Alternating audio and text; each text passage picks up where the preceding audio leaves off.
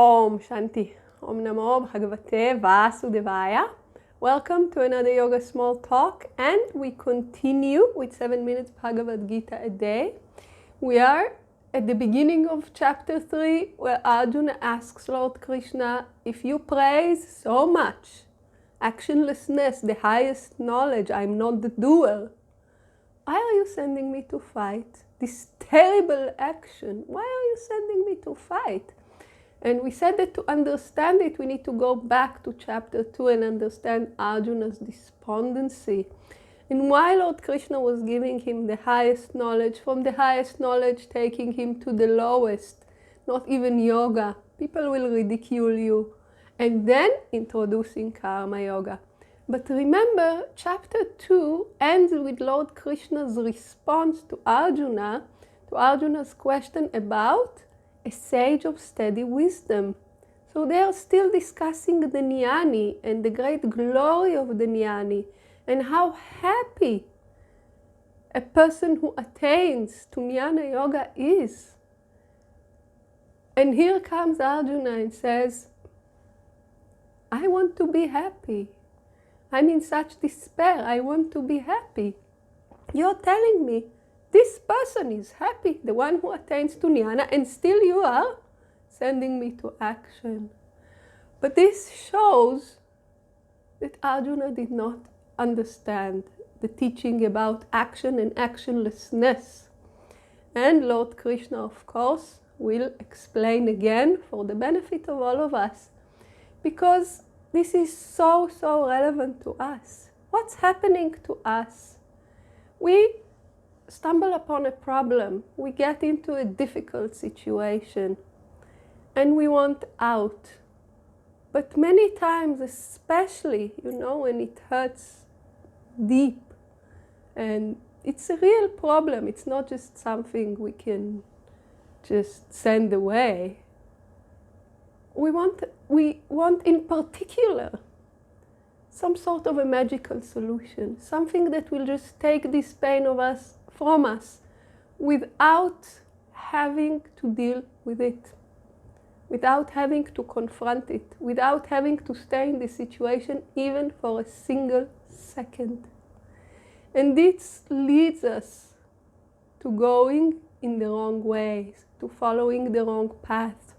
So we have this terrible agony in our mind, and we think that reading some slogan or some suggestion on social media will magically fix it without us practicing, without us preparing the mind, just reading this once and we're cured. And we follow just about anybody and everybody who tells us, yes, we can take this pain away from you without you having to do any practice, without you having to do any action, without you having to confront this problem any further. And many times we end up worse than we started. We end up with a disappointment. And now we are doubting ourselves even further. And this is why it's important when we choose the teacher, when we choose the path, for it to be authentic, for it to be something that was tried before, for it to be something that is reputable for really helping people. And Lord Krishna says, karma yoga, you have to act. You have to face this thing, but face it wisely. I'm giving you the right tools. Use them. And even when we come to an ashram, even when we come to a good spiritual teacher, and the spiritual teacher talks to us about jnana yoga to give us inspiration, many people fall in this trap of, after some very short time, like a month of just listening to some teachings, say, I'm not the body, I'm not the mind, I'm not the doer, so I don't need to do. And they come into lethargy, complete lethargy. So instead of going higher, they go lower. So we'll see in the Bhagavad Gita, Lord Krishna also gives instructions to teachers. Keep the students engaged. Don't let them sink into lethargy, because we say, I'm not the body, I'm not the mind, it's okay. And then the next second, somebody offends us, or, you know, dinner is half an hour late and we are hungry, then we definitely become the body and mind, and not in the prettiest way. We all know this feeling, yeah? We come out of this very inspiring teaching. I'm not the body, I'm not the mind, I'm not the doer, nothing can touch me, no problem. And then we get hungry. Somebody pushes our button, something small happens, and we are very, very much the body and mind. So the teachings tell us, when you are really able to experience, food was not served today, no problem.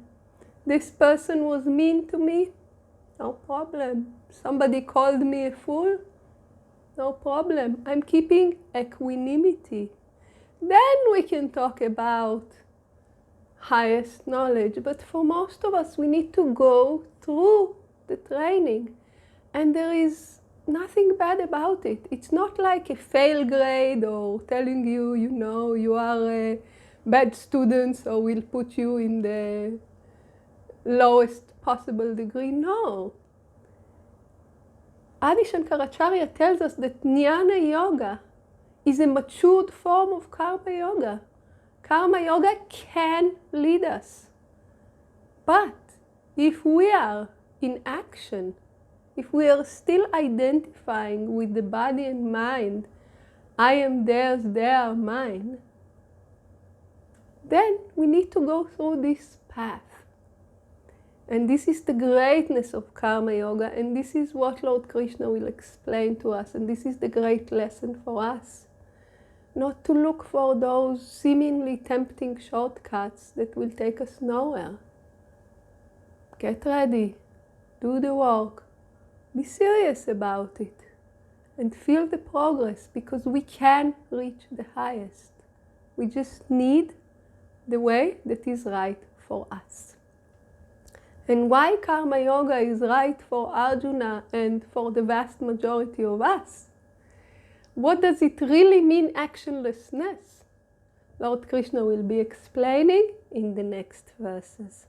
So, please join us. Om Shanti.